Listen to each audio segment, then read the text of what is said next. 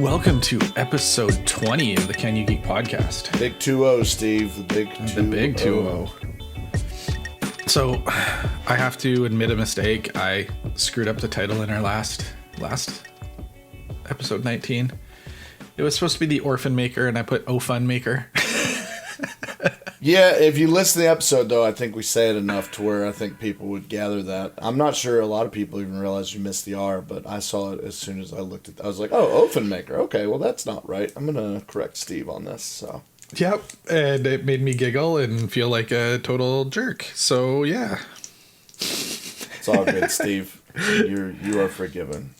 Yes, and so again, for those that don't know, I am Steve, and this is Errane. What up? So, we're getting back into our top 20 list.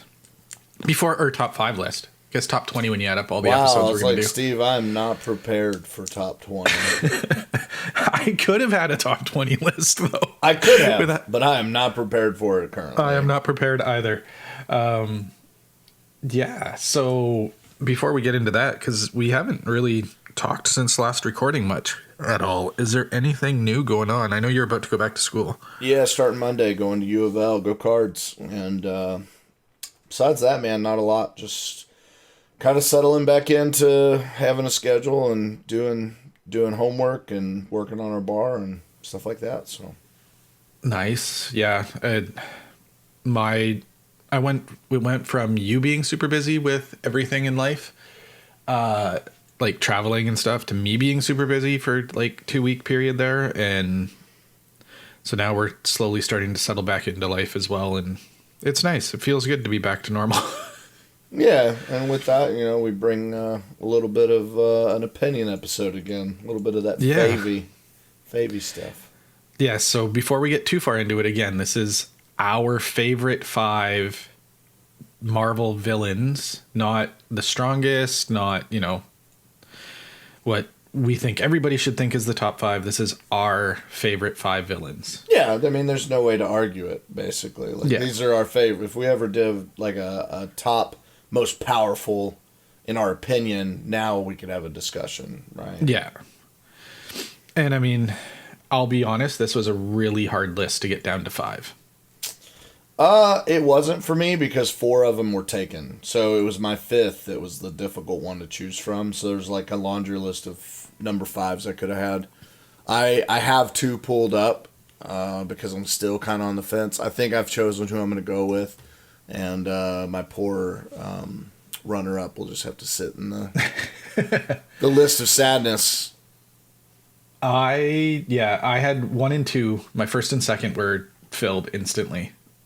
Which one was 1 and which one was 2 is still debatable. I may change it as we go along. But 3 through, let's see, I've got 6 backups. So 3 through 3 through 11 were really hard to pick out.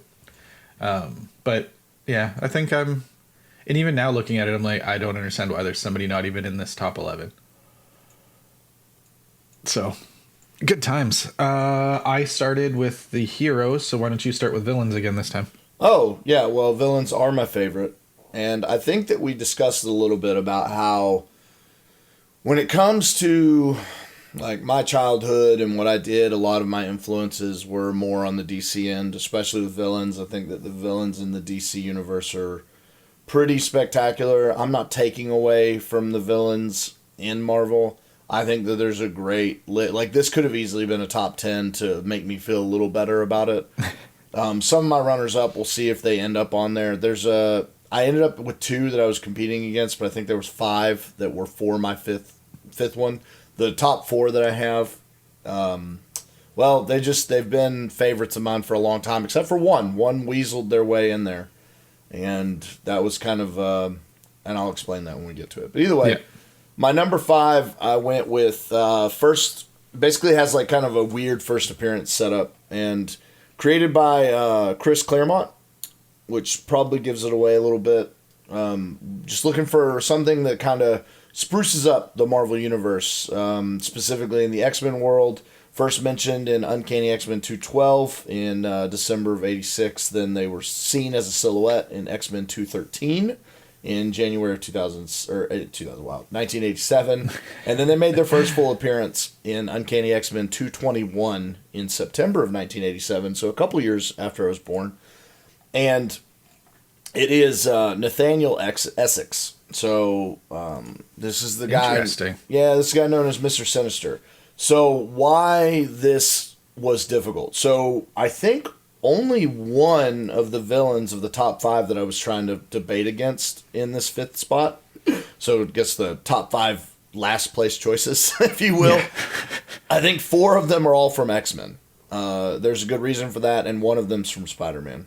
So it was really, really tough to choose who went here. I think that it's based on the X-Men cartoon and its influence in my life and all the comics I was reading back then, all the action figures I had. I mean, everything that I was when I was a kid when it came to Marvel was centered around primarily the X-Men and probably secondarily Spider-Man. I wasn't really a big Spider-Man guy as a kid, but I loved the villains in Spider-Man. I thought the villains in Spider-Man were really, really cool.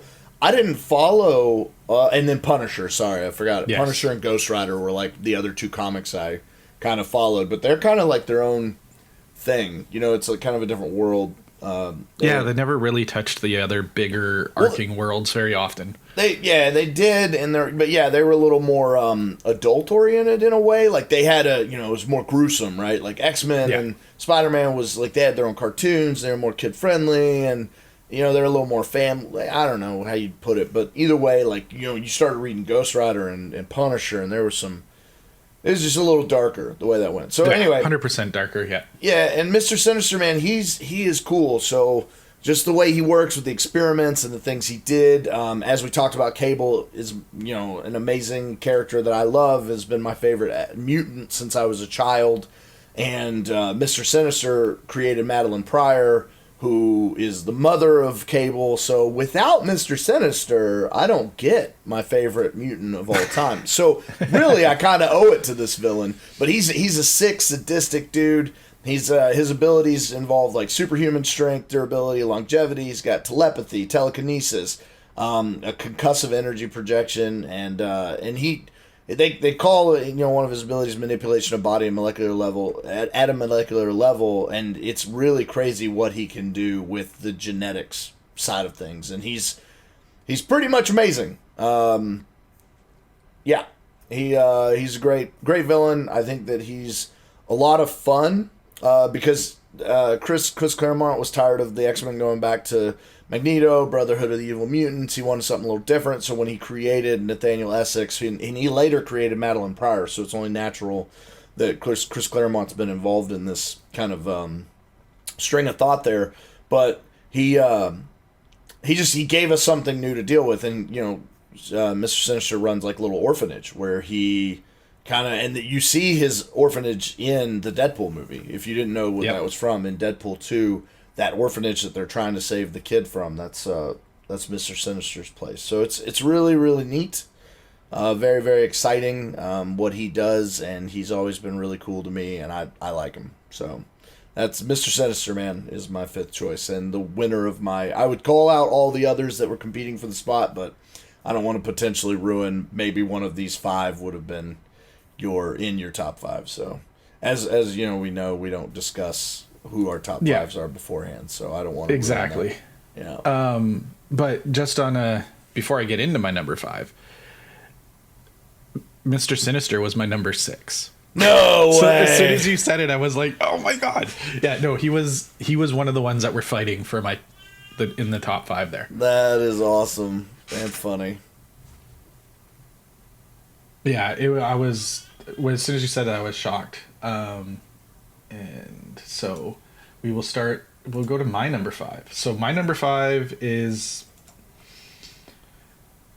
as soon as I start to describe him, you're going to be like, oh, I know exactly who this guy is. Yeah. So he's an older character. There's this thing with me. I like old characters in comics. I like this and stuff. So he was created by Stan Lee and Jack Kirby. Kirby. So yeah, so right there, we're getting old school. Is it Groot? No.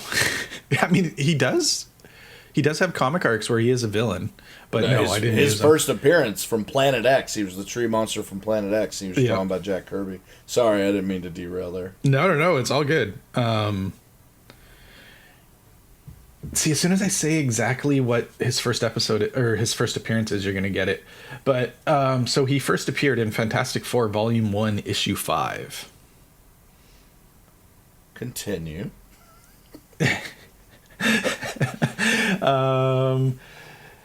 His real name is Victor Von Doom, aka Dr. Doom. Yeah. I knew it with as soon as I said who it was, like where he appeared, people are going to be, oh, I know who that is. And again, it's one thing you're going to notice with most of my top lists is I was really drawn to the like intellectual smart characters a lot of the time. So in most of our, like when you looked at my DC villains one, like the Riddler, it's the intelligent, more calculating villains than just the, hey, I'm like this evil bad guy that has superpowers. Right. And Dr. Doom is insanely intelligent. Yes, he's got insane superpowers that are really awesome. But, I mean, he's battled every major Marvel character pretty much. And for the most part, won a lot of those fights. And so, I don't know. I've always been drawn to the whole, like, man behind the mask craziness of him. He's genius. So for those, I love Leonardo DiCaprio as well. Man behind the mask, yep. The man in, I think it's Man in the Iron Mask, but Man in the Iron Mask, yes. So his abilities are genius level intellect, which is a given. Technopathy, energy absorption and projection, mind transference, and demonic summoning via dark mysticism and sorcery. The armor he wears grants him superhuman strength and durability. The gauntlet has lasers and force blasters. He's able to fly via his rocket boots. He has a force field generation as well as other various high-tech weapons and gadgets. So he's basically Tony Stark, but with actual superpowers. Yeah, it's funny he's your number 5, and I now know why Mr. Sinister is in your top list. That makes more sense. Or not in your top 5, but he was a runner-up. But it's funny because Dr. Doom can be argued for being the greatest villain in Marvel's history of all time. Yes. He is definitely a contender for that. I don't know much about Victor Von Doom or the Fantastic Four. They're just not a team I was ever into, but we've discussed that that's one that you love. And with our generational gap, because we have it's not a huge one, but it's enough to where, like, Fantastic Four for you could have been something that you easily fell in love with that, just that little difference. Whereas, like, you're a bit older than I am for, like, when the X-Men cartoon came out. I'm not saying you didn't watch it, but for me, like, that was, like, my intake and interest. Like, my start of comics and stuff I owe to, like, the Batman Adventures cartoon and the X-Men cartoon when I was a kid. Like, that's where my interest in wanting comic books started, was those cartoons, where, those didn't exist until a little later in your life. So you had a chance to kind of fall in love with some of these older heroes that, were... G.I. Joe and Transformers, man. Yeah, right. Like that. Those were already pretty well established when I was a kid. And I watched both of them, but they were already, like, a thing, right? Like, yeah. So it's cool to see that. And Victor Von Doom, I mean, geez, that's a good choice, man. All right. So now we'll go to my number 4, because we're going to do our snake picks. Yeah. So again, he was created by Stan Lee and Jack Kirby. Again, it might be a running theme going on. I don't know. He made his first appearance in X-Men number 12 in 1965. X-Men number 12? X-Men number 12. So it's not Magneto or Juggernaut. They were earlier. Actually, it is Juggernaut. Wait, he's just 12? For some reason, I thought he was sooner. X-Men number 12, July 1965. I have him older, so that's a mistake. You just corrected a mistake from a previous episode where I think I said that he came in, like, an earlier issue. Wow, it's number 12. I almost had my hands on that comic. Sorry, you continued. No, it's totally fine. Now I feel bad that I screwed that up before, but yeah, anyway. His alter ego is Kane Marco. His abilities are superhuman strength, stamina, durability, invulnerability via a mystical force field, virtually unstoppable momentum, and immunity to mental attacks via his helmet. This is like the polar opposite to like every other pick I have ever in any of these top 5 lists, because he is not considered like super intelligent and like calculating. He is, for lack of a better term, what you hit the wall with. you find a wall, you send Juggernaut in to hit him, and I think that was part of my draw as well, was the fact that he just was relentless. Every time he appeared, it was like a battle that people knew that they were going to be in for trouble. And I think one of the first times I remember reading about him was, I don't even remember what the book was, but I remember it was him and Colossus fighting. Him and Colossus were fighting, and it was a struggle for both. And I'm pretty sure, if I remember correctly, in the comic, Colossus's chest got caved in at one point. Like, so he had this huge dent in his chest, and it just resonated instantly. And he instantly shot into like, this is going to be one of my favorite villains of all time. And seeing him done properly by Ryan Reynolds in Deadpool 2 was so good. And I absolutely loved his version of it. Yeah, he was amazing and a lot of fun. He was bigger than life, right? Which is what he should be. And he's not like a true mutant. Did you say that? Like, he got his from that gym, right? Yes. I didn't say that, but yes. He wasn't just... He was more created than mutated. And he's like the stepbrother of like Xavier, right? Or something like that. I'm trying to look and see if they actually say that here. I know he was related to somebody. Yeah, I thought him and Xavier were like step siblings or something weird, and like that's the whole reason he has the helmet, stepbrother. Right? Okay, yeah, he is stepbrother. Yeah, because he just wanted to keep him out of his head. Like, that was his thing. Yeah. He didn't like that he was reading his mind. So yeah, so that's where he got the helmet, which is where Magneto got the idea for the helmet, I believe, as well. Or they make it together at one point in one of the comics I remember reading. Like, I know it's a different style helmet, but I think Magneto's helmet and his helmet in one of the comics, they made new versions, and they made them together. Oh, okay. Yeah, Juggernaut's awesome. He's a fun character. Like, he's an unstoppable train, basically. Yeah. He just starts going. All right, what's your number 4, good sir? So this was tough. Especially between 3 and 4. 3 and 4 were really tough for me. I ended up settling on this. I'm still debating whether I want to place one. They're essentially like right there as neck and neck for me. But I think So I'm sorry. So his first appearance is as the alien costume. This was in Spider-Man 252, 1984.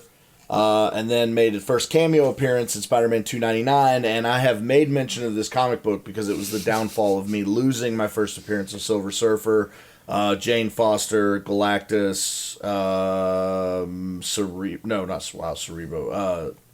Sinestro, as well as a few other books. Spider-Man 300, which later, like I told you, like a week later, whatever, my wife had surprised me with a graded copy, which is most notably Eddie Brock wears the costume or the suit, if you will, but it's Venom. Venom is just one of those things. As a kid, he just looked freaking cool. Honestly, it had nothing more to do with that. It was just, as far as simple mind of a child who sees this character, and like, Spider-Man to me always didn't look all that great. And I wasn't, as a kid, like, witty humor wasn't something that I was, wanting. I wanted cool looking stuff. That's what I drew. Yes. I liked the bad guys because to me they always looked cooler, right? And that was a lot of where that started. And then as I got older, I appreciated like sort of, some of the villains a little more than others for different reasons. But there's just some of those that you just hold on to. And Eddie Brock, like, he just had like kind of a jealousy problem. And the symbiote, right, with Venom is neat because the original costume idea and everything was actually some random comic book reader in Illinois. Yes. and the suit got bought up, or the concept got bought up by Marvel, and then they played with it or whatever. You get to see a version of that in the Secret Wars with Spider-Man when he wears the black suit. The way the symbiotes work is really cool, and they're a lot of fun to deal with, but they take all the powers of the symbiote's first host, which is first human host, which ended up being Spider-Man. That's where a lot of Venom stuff is similar, and what they do. They have some shape shifting and camouflage things they can do, and you see a lot of this with the way that they do, like the way they mold. And I know the Venom movie wasn't very well received, which is a bummer to me because I love Venom. I understand what, makes it a little cheesy. It wasn't like a very repeatable movie, right? Like I can watch some of the comic book movies over and over and over again. And some of them just, they have a limited viewing. And this is one where I would love to want to watch it over and over, but my love for Venom doesn't overpower kind of some of the hard parts about it. Like I said, many times I don't think it was as bad a movie as some people say, but I also don't think that it was the greatest movie of all time by any means, any stretch, not even near it. It was probably a little below average and definitely didn't meet all the expectations I wanted in the movie. But yeah, Venom is just a really, really neat hero. Later, Anti-Venom comes up, and Venom's a hard one to put on the list. It's a lot like in my DC top villains, Harley Quinn was number one for me, and that's just my love of her, growing up. Well, they've given Venom a lot of the same treatment as they did Harley Quinn, where he's more of a sort of what I define as an anti-hero. He's not really truly a villain anymore, right? And I think a lot of that has to do with like the human nature and that relationship that him and the symbiote suit Venom has, right? Venom itself, and it's important. They need the host, right? So Eddie Brock is just important as Venom is to me, and that's like if Venom switched hosts, he's been on many other people, but Eddie Brock is the Venom that I grew up, with, and primarily it, and it's just an amazing just character and such an amazing book to have. I'm glad I own his first appearance. Like I don't have Mr. Sinister's first appearance, but I do have Venom's. And he's a good one. And I get to go straight into my number 3, right? Yes. Okay, so essentially the same thing. I also have this first appearance. It's an Amazing Spider-Man 361. Was Cletus Cassidy is the person who wears this symbiote, who is Carnage. Now, there is no saving grace for as far as like arguing anti-hero. No, this dude is straight crazy. It's just pretty much amazing. And it's kind of a baby. If I remember correctly, it's like a baby of Venom. Like it's part of the symbiote went off and it took all the previous like powers and then gets on Cletus Cassidy, who is a psychopath. He is a nutcase. And they're just super, super, super, super cool. There's been some other hosts that Carnage has been on, but Carnage just wreaks havoc. Carnage is awesome. And him and Cletus Cassidy together, a crazy redhead, crazy son of a gun. There's like the weapons and the thing that Carnage does and how awesome he looked. Like it's just, everything about this character was cool as hell. And he's definitely, him and Venom for me, it's hard to choose which ones. I gave Carnage the number 3 spot because he's a truer villain than Venom is, simply because Villain's kind of ran into his own, like Venom's gone into his own way about the kind of anti-hero type thing. So Carnage gets the better spot simply because he's more of a villain. But it's essentially, I could have probably grouped them as one and just been like the symbiotes in general, I think are cool. I'm looking up above my computer and I have a very sick art piece that was done by, I can't remember the artist's name. He did sign it. It's like a villa. And he does Spider-Man, and then it's all the different symbiotes around him, and it's just incredible. Oh. Yeah, because and 3 of them, I don't know who they are. It's 2 females and a green one, and I don't know anything about them, but it's got Venom, it's got Toxin, and it's got Carnage on there that I know of. And they just really, it's really neat to kind of see the different ways they've utilized the symbiotes and the way they influence. And Spider-Man, honestly, really does truly have some of the best villains in Marvel. Yes, I'm gonna 100% agreed. I'm gonna contradict that as soon as I give my two favorites. But again, I'm not saying that they have my favorite villains in Marvel. Although one of the Spider-Man villains that I regrettably don't have on this list, but then again, I don't regret it because I made the choices. Is just super good. I think he's going to be on your top 5, so I don't want to say it, but I have a feeling that based on you, I think he might end up there, but he might not. We'll see. I think you're actually going to be shocked with the remaining 3 on my list. Okay. Well, I'm ready to be shocked. You're probably not shocked by those 2 choices, as I've mentioned. No, I'm not shocked by the mention of those 2 at all. Yeah. So my number 3 is, let me pull it up here. Made her first appearance as Yuriko Oyama in Daredevil number 197.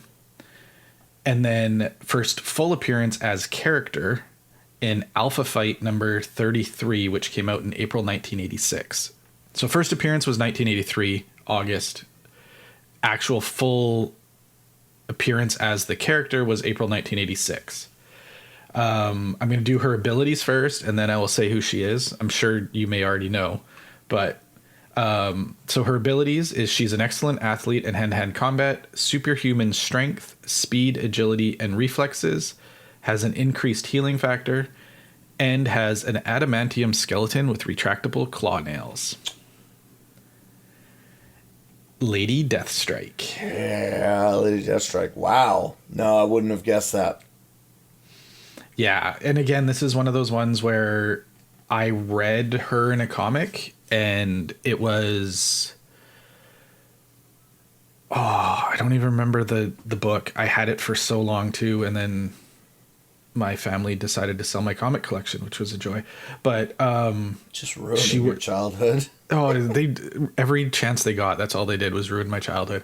But it was when she was actually draining Wolverine's blood. They tried to do it in the movie, and it just wasn't done right in comparison to the comic. And it was just the fact that, because growing up watching the comics or watching the X-Men on TV and then reading the comics, Wolverine was like unstoppable. He would get hurt, but he would be fine. Like, it didn't matter what you did to him. And then she was able to counter everything he was able to do, and it was just, the book was so well drawn, and it was creepy, and it was, yeah, I don't know, it was, I can't even like put into words why, but she was just so different and so cool that I had to pick her.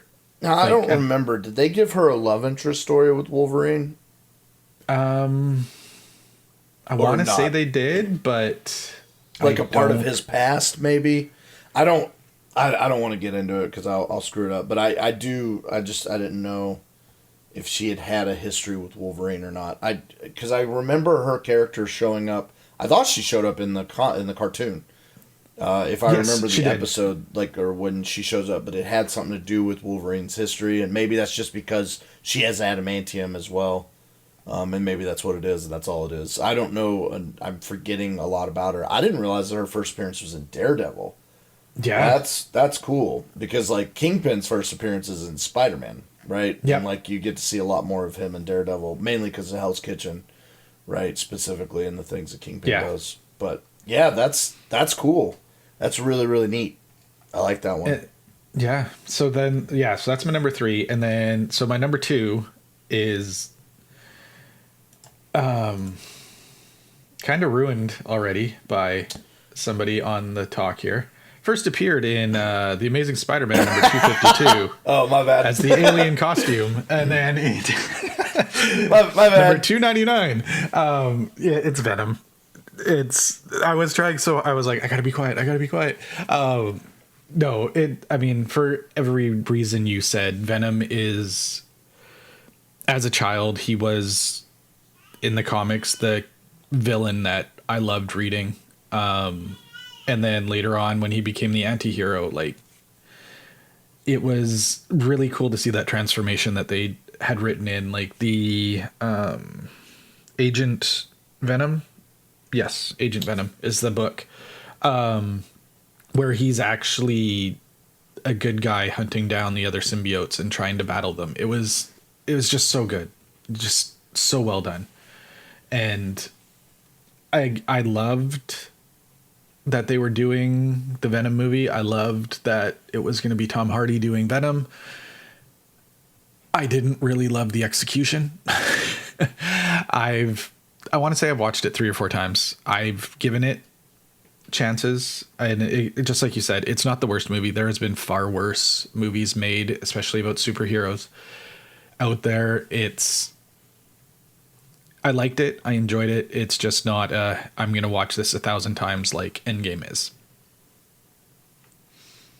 Now, I don't think that's Eddie Brock. That's Agent Venom. I think that's Flash. I think that is Flash. And it's a different. I think that's a different story arc.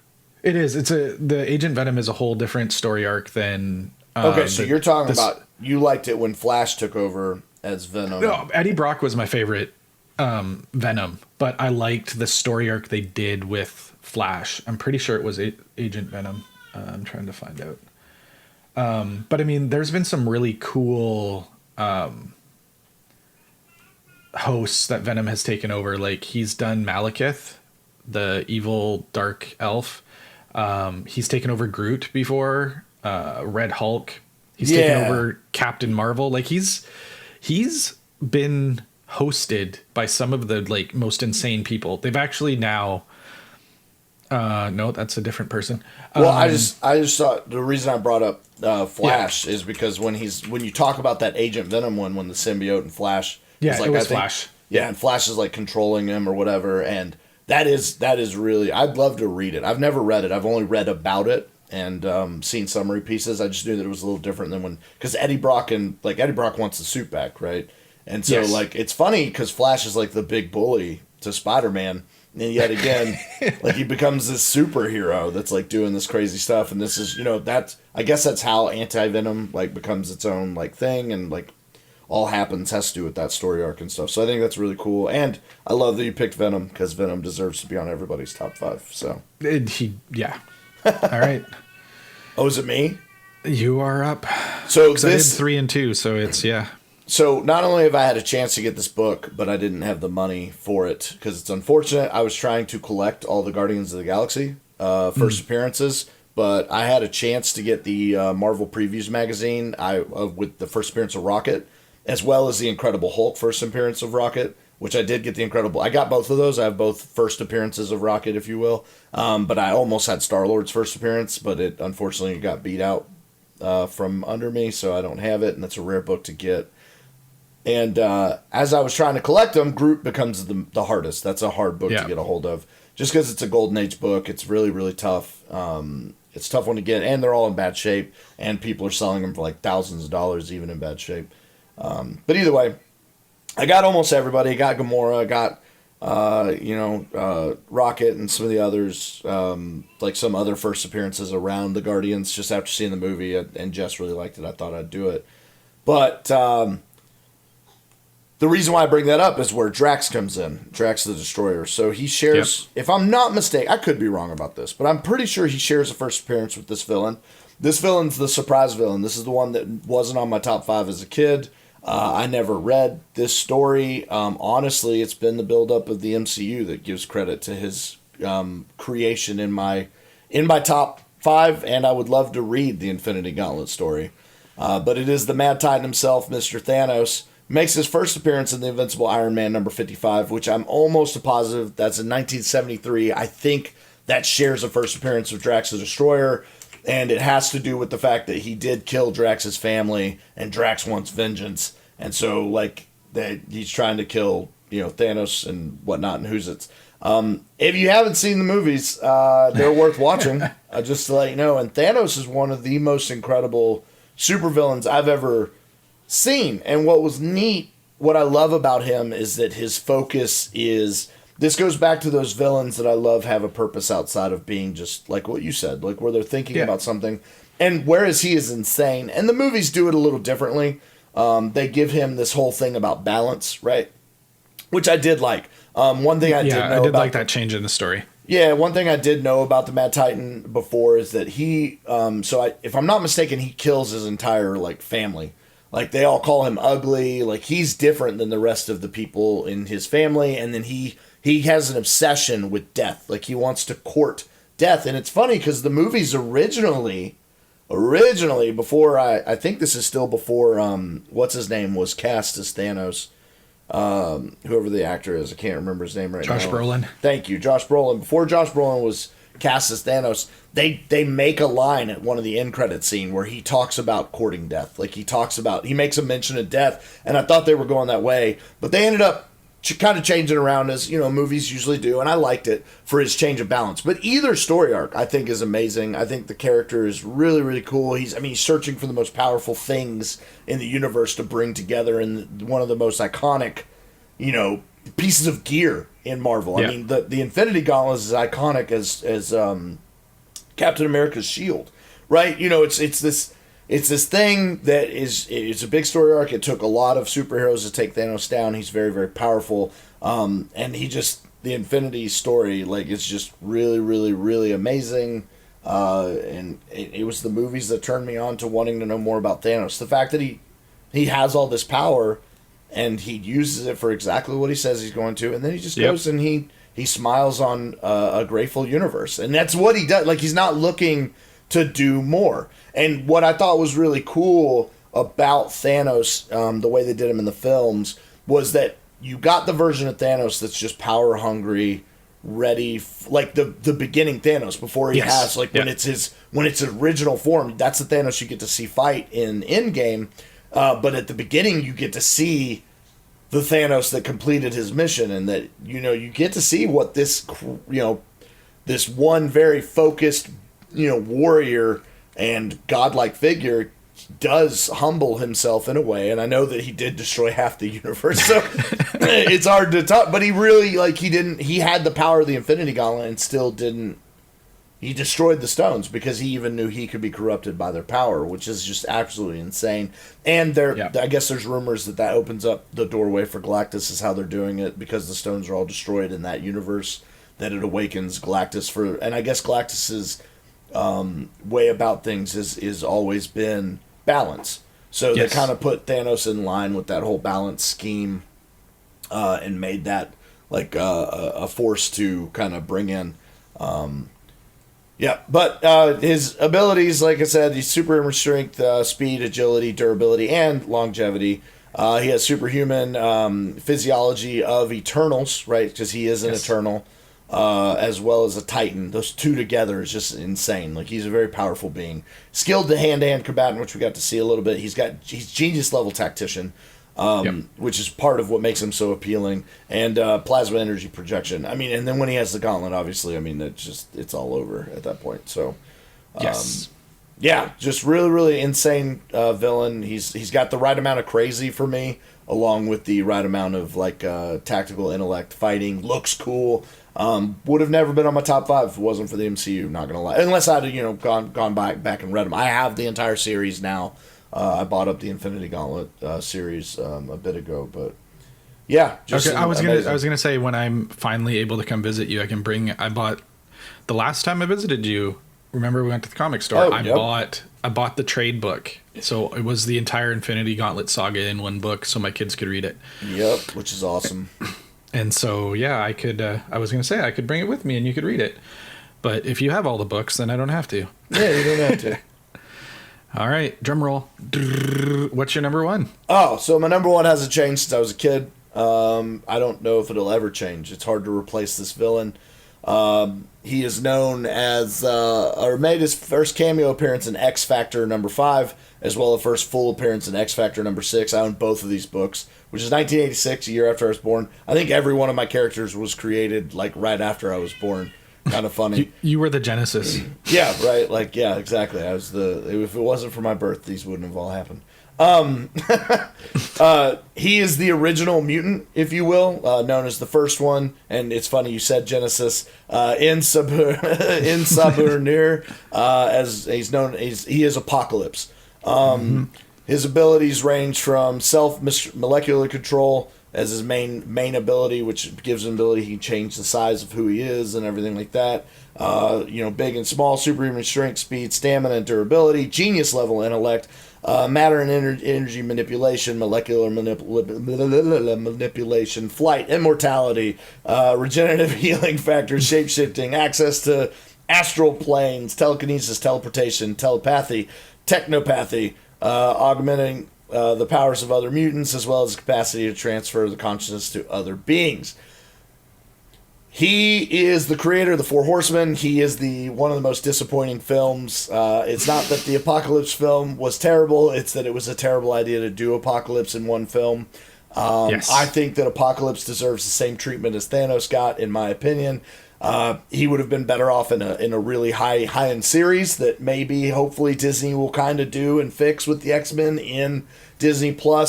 Apocalypse is just freaking cool. He was always cool, and he has a direct tie-in with Cable. So he's the reason that Cable has the Technovirus. Cable was profited to be the destroyer of Apocalypse, and he's been around a long time, right? And so, like, this Messiah complex that he has and the way that he is as a villain for the X-Men, naturally, again, I told you X-Men's been the big influence on my life growing up. I could honestly have filled my top 5 with all 5 X-Men villains, but I didn't want that. Apocalypse is the creme de la creme for me in villains in X-Men. I love him. I love the concept of the Four Horsemen. I love that he does the path the way he paves it, and he's amazing. He's my favorite villain in Marvel. Hasn't changed. It's funny because, like, around the same time, right, Harley Quinn's my favorite DC villain. Yep. My DC and my Marvel villains haven't changed since I was a kid. It's probably unfair to the villains. Not that both of these characters aren't loved in their own way, but that I really will not give up their number one spots. Like, their number one spots maintained just simply because I love them. Not that... And it's cool because Apocalypse and Harley Quinn, both as characters, are ones that I still love today, so it's not like it's unfair for them. But it's like I won't even contemplate the idea of replacing their number one spots, and it's exactly why. So it's funny because Mr. Sinister was involved in the original Marauders team, so the fact that we're getting the Marauders book, and I don't think that's the one Apocalypse is in, but with the Marauders book coming in, and then Apocalypse being a part of a team for the X-Men, I want to see what that's all about. Yes. He's been through many forms, if you will, throughout the years. I mean, he comes from ancient Egypt. He's amazing. Like, he's just good. This is a great villain. I love him so much, and he's an amazing mutant. So, yep, there we go. Yeah, and I cannot hate on you for that. He was part of my top 12 that I had to cut down and actually didn't make my top 5 list. Wow. Yeah, it's fair, though. I mean, you've had a good top 5 list, so. There's been a few others that should have made the list, and I'm, like, just shocked they never did. But, so my number one is been ruined by you already as well. Yeah, no. I realized after I said it that I assume that's who it is. I'm assuming that they made their first appearance in Fantastic Four? No. Oh, it's not Galactus. It's not Galactus. Oh, I'm wrong. No, you are. It's somebody who made your top 5. You could have interchanged him with Venom. First appearance in Amazing Spider-Man number 360 as a cameo. Full appearance in 361. Cletus Cassidy, a.k.a. Carnage. Yeah. I love the symbiotes, man. And what Marvel has done with the symbiotes, honestly, is genius. Like, they've got an entire comic series right now running where Carnage just takes over, like, every major Marvel person. And it's like this... it's just insane. It is so well done. He's like the Deadpool when Deadpool's, like, killing everybody, but it's Carnage doing crazy stuff. That's amazing. I want to read this. Oh, yeah. No, it is really, really cool right now what they're doing with him. Is that the new series that just came out? The one it's been running for a while. Oh, okay. There's a new Carnage book that just released. I think it's called Total Carnage. I don't remember, though. Either way, yeah, they just released a new... And what's cool is Marvel put 20 of the number ones of this book. Random people could have gotten original signed art by the creator. Yes. Which I thought was really neat. Yeah, no, Marvel's been doing really good things lately with their comics, trying to bring comics back to life. Because I mean, it's a sad world, but a lot of comic stores, like our whole show is based on geek, and I'm going off on a tangent from our top 5, but it ties in to it. Is our show is about geek culture and how it's grown and expanded, and how, I mean, it's led to what we do. Like us talking here, doing this, is because of how big geek culture has gotten. But the sad thing about it becoming big and mainstream is comic book stores are dying. Oh, there's way less. You'll have the odd ones that live and last for a long time, and it's usually because they've turned into just a collectibles store now. Yep. And then they'll bring in random comics and stuff like that, and it's not the way it used to be. Like, I remember going to the comic store down the street from my house, and that was literally all they had.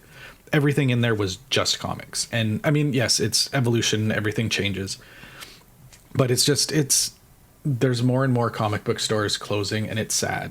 I still prefer to pick up an actual book and read it over digital. Like, I would probably be done the entire Sandman series now if I had it in a physical copy. But because it's on digital, I'm struggling. I don't follow the same flow on the screen properly, and yeah.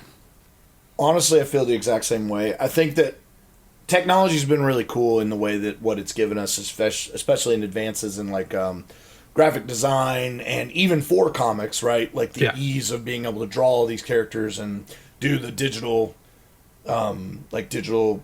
manipulation of colors and painting and the art and drawing and everything like that, right? It takes away from a little bit of the like the pen love or whatever when you're drawing with the pencil and the pen and stuff. But, it can look just as incredible, and it all gets printed anyway. So, it doesn't take away from the artist's ability, right? If anything, it just allows them more tools to do what they do best. But in the same regard, like you're saying, your local comic book store kind of dies off because people like us are becoming rarer. Because I'm the same as you. I love the feel of flipping a physical page, and I'm a collector, so naturally I love having these full volumes. And it's a waste of space. Like not to say that it's a bad thing, but you know what I mean. The reason they take up a lot of space when they're stored properly. Right? Yeah, exactly. I've got boxes and boxes and boxes of just comics. I've got boxes and boxes of Magic cards, but I prefer to play paper Magic. I prefer to read paper comics. My wife prefers to read a physical book, but she has her Kindle. She's adjusting, right? I will not and have not bought digital comics. It's hard for me to do. I can't adjust to that because there's just something it feels good about. Like, I look back here on the shelf and I see all my trade paperbacks. I see all the different books that I've got, including like the Sandman series. And there's something that feels good about finishing a physical copy. There's something that feels good about that in your hands and seeing the bends from you turning the pages, seeing like the fingerprints. I know that's a bad thing to say, but like when you do, like you've held this piece of art in hand, you own it, right? When you have the digital feeling, something about swiping just isn't as justified. You still get fingerprints on it, but it's just not the same. It doesn't feel the same. It really, truly isn't. That's why, like, when I visited you when you were close to here, and I bought that trade book for the kids, it feels better. And I want them to have that feeling. I want them to know reading on actual paper versus, okay, I just flip. And I mean, there are cool things that some of the like comic book apps have done, like Comixology. They're arguably one of the biggest digital comic book stores. Yeah. In their app, they have the ability to, I think it's called guided reading. And so what it is you tap the screen and it'll take you from cell to cell or bubble to bubble. So it's the way that the comic was designed to be read. That's cool. So it's kind of like its own little cartoon in a way, but it's all still frame. Yeah. And so it's, again, though, it's weird, but it's like, I couldn't adjust to it, but for people that are trying to get into comic book reading in this day and age, and they have troubles following the old school, we're old school. We prefer the book. We know how the flow goes. You can look at a page, and even if it's just one big cell and there's different bubbles, you know which way to read the bubbles so that everything flows together. Right. There's people that are trying to read now that don't quite get that. So, I mean, them putting that in the app could help them bridge into being able to read. But yeah, which is amazing. And I think that's great. Like I said, technology. And I think a lot of the books I get now, they all have, like, it's sort of like the, when you buy the physical Blu-rays, because yes, Jess and I still buy Blu-rays. We get a Voodoo or whatever digital copy. Like with every comic you buy now, you get like a digital copy. I honestly wish Magic would do that for Arena. I don't know how, but they should. Because I think they do now, actually. Oh, well, I'd have to look into that. Either way, I think when you buy a booster pack, you get a code to use in Arena for a booster pack. I think. Okay, I need to look into that. I just bought a bunch of boosters and I didn't see that, so I don't think that they're doing that. But maybe it's brand new. But I don't know. I just pre-ordered all the Commander stuff because you gotta have it. Either way, excited. Commander Christmas is coming. That's what we call when the new Commander precons come out. And they come out the 23rd, so next Friday I get to go get all of my brand new Commander decks, the 4 new ones. They look amazing. I'm excited. I know this has nothing to do with Marvel. But yeah, dude, I like our lists. I think they're good. Some of my runners up, just because I want to say them because it's driving me nuts. Yeah, Magneto was one. Omega Red was another. Omega Red was huge for me as a kid. One of my favorite action figures I owned, but he's just a cool character. Doc Ock was the one that I thought you would for sure have in your list. But he is an amazing Spider-Man villain. He's honestly outside the symbiotes. I think he is the best villain in Spider-Man in my opinion. I love Doc Ock and the things he does. I'm not big on a lot of the others, but not that I like personally, but I know they're amazing. But yeah, those were some of my runner-up. So my honorable mentions are, yes, the ones that you just said as well, but I had Bullseye. Oh, okay. The Sentinels. Ooh, yeah, that's a good one. Kingpin, of course. Yep. Norman Osborn. Yeah, that makes sense. And J. Jonah Jameson. Oh, snap. That's cool. he was actually he was close to being like number 3. Like really, he was hard to put into just honorable mentions. Yeah. He is the reason the Sinister Six forms. Like he is a really cool character. Yeah. So on that note, if you want to reach us, I am at CanYouGeek on Twitter. He is at Southam Designs. You can find us on Facebook at CanYouGeek Podcast, or CanYouGeek Nerds is our group. We're on Patreon, CanYouGeek Podcast. And we will see you in a week. Later, nerds. Later, nerds. Today's music is used by permission from the artist Broke for Free. The song is called Something Elated. You can find it on freemusicarchive.org